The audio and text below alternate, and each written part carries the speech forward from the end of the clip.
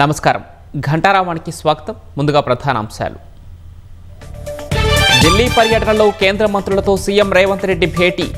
Gandhi Sarovar project శంకుస్థాపనకు రావాలని రాజ్నాథ్కు ఆహ్వానం. దేశవ్యాప్తంగా కదం తొక్కిన కార్మిక సంఘాలు. కేంద్ర ప్రభుత్వ విధానాలకు వ్యతిరేకంగా నిరసనలు.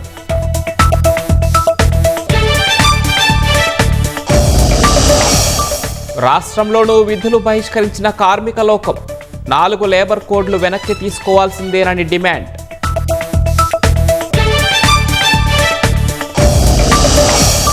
ప్రపంచవ్యాప్తంగా లక్షల కార్లను రీకాల్ చేసిన BMW. ఇంజిన్ స్టార్టర్లలో సాంకేతిక సమస్యతో ప్రమాదం ఉందని వెల్లడి.